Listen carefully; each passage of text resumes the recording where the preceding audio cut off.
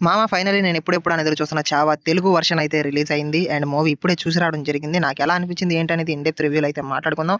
అంతకంటే ముందు మన ఛానల్ మీరు కొత్తగా చూస్తున్నట్టయితే ఈ వీడియోను పూర్తి వరకు చూడి వీడియో నచ్చితే లైక్ చేయండి అండ్ సబ్స్క్రైబ్ చేసుకొని బెల్ నోటిఫికేషన్ అయితే ఆన్‌లో పెట్టుకోండి మామ. ఇంకా రివ్యూలోకి అయితే వెళ్ళిపోదాం. సినిమా ఆల్రెడీ హిందీలో రిలీజ్ అయ్యి బ్లాక్ బస్టర్ టాక్‌తో అయితే రన్ అవుతుంది. నేను చూద్దాం అనుకున్నా కానీ మనకేమో హిందీ రాదు అండ్ సబ్‌టైటిల్స్‌లో చూసి అర్థం చేసుకునే అంత నాలెడ్జ్ అయితే మనకి లేదు.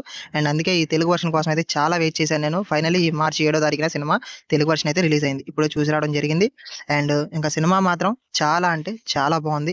గూస్ బంప్స్ తెప్పించే మూమెంట్స్ అయితే ఫస్ట్ నుంచి లాస్ట్ వరకు కూడా చాలా ఉన్నాయి. అండ్ ఎమోషనల్ సీన్స్ అయితే లాస్ట్ లో కళ్ళమ్మటి నీళ్ళు వచ్చేస్తాయి అనమాట. అంత దారుణంగా అయితే ఉన్నాయి. స్టోరీ లైన్ గురించి మనం మాట్లాడుకున్నట్టయితే ఛత్రపతి శివాజీ మహారాజ్ చనిపోయిన తర్వాత ఔరంగజేబు ఆ మరాఠీ దేశాన్ని ఆక్రమించుకుందామని చూస్తాడు. ఆ సంగతి తెలుసుకున్న ఛత్రపతి శివాజీ మహారాజు కొడుకైన శంభాజీ మహారాజ్ ఆ ఔరంగజేబు నుంచి తన ప్రాంతాన్ని ఎలా కాపాడుకున్నాడు అనేదే మూవీ స్టోరీ లైన్ అనమాట. మొత్తానికి ఛత్రపతి మహారాజ్ చనిపోయిన తర్వాత ఏం జరిగింది అనేది ఈ స్టోరీ. అది అర్థమైందా?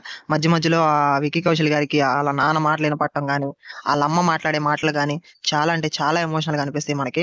సినిమాలో ఎక్కడ కూడా బోర్ కొట్టించే సీన్లు అయితే ఉండదు. ఫస్ట్ హాఫ్ మాత్రం కొంచెం లాగ్ ఉంటది అంతే. అంతకు మించి అసలు ముందు మన సినిమా చూస్తే అప్పుడు అవన్నీ తెలియదండి గట్టిగా మాట్లాడితే.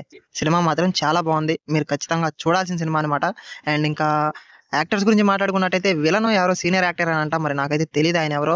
అండ్ ఇంకపోతే రష్మిక మందనాకి కొంచెం తక్కువ టైమే పెట్టారులే కానీ ఆవిడ ఉన్నంతసేపు కూడా చాలా అంటే చాలా బాగా చేశారు ఆవిడ. ఇంకపోతే విక్కీ కౌశల్, ఇంకా అతని గురించి మాట్లాడుకోవాల్సిన అవసరం లేదు. మాత్రం ఈసారి మాత్రం నేషనల్ అవార్డు ఖచ్చితంగా విక్కీ కౌశల్కి వచ్చేసింది. అంత బాగా యాక్టింగ్ అయితే చేశాడు.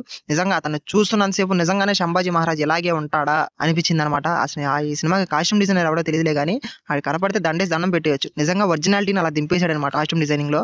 చాలా బాగుంది. And legendary music director A R Rahman garu ఈ సినిమాకి బీజిఎం గానీ అబ్బో నెక్స్ట్ లెవెల్ లో కొట్టాడు. ప్రాణం పోసాడు అనమాట. మామూలుగా కాదు, చంపేశాడు ఆయన ఏఆర్ రెహమాన్ గారు అయితే. నిజంగా ఆయన పేరు నిలబెట్టుకున్నాడు ఈ సినిమాతో. సినిమా మొత్తం కూడా శంభాజీ మహారాజుకి కుట్ర ఎలా జరిగింది, ఎలా చనిపోయాడు, అతను చేసిన యుద్ధాలు ఏంటి, అండ్ ఆయన ఎలా మోసపోయాడు అనేది సినిమాలో అయితే చాలా ఇన్ డెప్త్ గా అయితే చూపించారనమాట. సైరా నరసింహారెడ్డి సినిమా ఉంది కదా చిరంజీవి గారిది, సేమ్ అలాగే ఉంటుంది సినిమా. కానీ ఇది అంతే దానికి లాగానే కొద్దిగా డొల్ల లాగా అనిపించింది అనమాట. స్టోరీ లైన్ వచ్చేపాటికి లాస్ట్ లో క్లైమాక్స్ లో ఆయన్ని చంపేసే సీన్ ఉంటుంది చూసారా, చిరంజీవి గారిని చంపేసే సీను, అది కొంచెం బాధ అనిపించింది. అది కొంచెమే బాధ అనిపించింది అనమాట.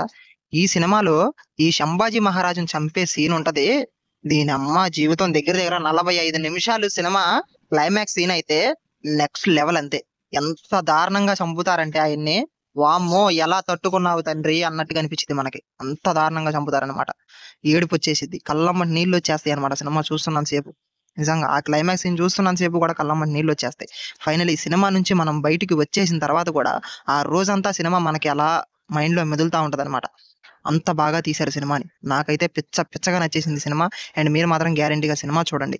అండ్ ప్రీ ప్రొడక్షన్ వాల్యూ బాగుంది, స్క్రీన్ ప్రెసెన్స్ బాగుంది, విఎఫ్ఎక్స్ బాగున్నాయి సినిమాలో. అండ్ సినిమా కోసం వేసిన సెట్లు అయితే అంత రియలిస్టిక్ గా కనిపించలేదు అనమాట.